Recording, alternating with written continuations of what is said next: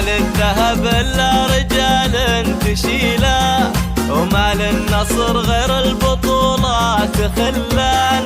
يا شاغل الدنيا سنين طويلة، العب ولا تحسب للأرقام حسبان. ما للذهب إلا رجال تشيله، وما للنصر غير البطولات خلان.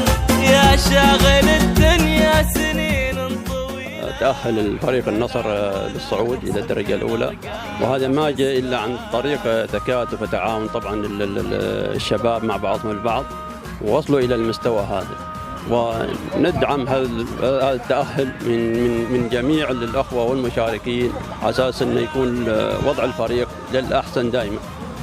ونأمل من جميع الأخوة والجماهير يكونوا يحضروا المباريات اللي هي تساعد الفريق وتساند الفريق للنهوض به إلى أفضل المستويات. والله في الحقيقة اللي هو مجلس الإدارة سعى بكل الجهود لتهيئة اللي هو الأجواء المناسبة لنهائي دوري الدرجة الثانية، من خلال اللي هو تكثيف تمارين وإقامة مباريات ودية خلال الفترة الماضية. الحمد لله نحن يعني تقريبا حققنا الأهم، وهو الفوز والصعود للمباراة النهائية. أما المباراة النهائية إن شاء الله بيكون لها يعني حسابات ثانية بإذن الله تعالى. أحب أن أشكر جميع من ساهم في هذا الفوز والتأهل لمصاف الدرجة الأولى. الحمد لله رب العالمين، بداية انطلاقتنا وأنا يعني فيني إحساس الحمد لله رب العالمين أن نحن نوصل لهالمرحلة يعني.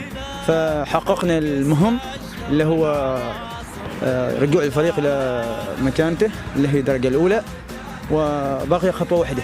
فإن شاء الله بإذن الله تعالى نتمنى طبعا المباراة النهائية الفريقين يعني أكيد فريق العرب وفريق عريق وصل لهذه المرحلة، معناته فريق قوي، فتبقى مباراة هي مباراة حاسمة.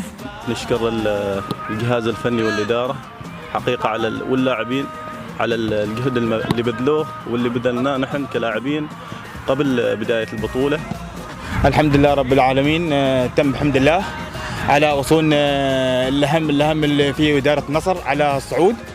وثاني شيء أشكر إدارة الفريق على الاجتهاد، وأشكر الكوتش سيد حميد على المجهود الجبار.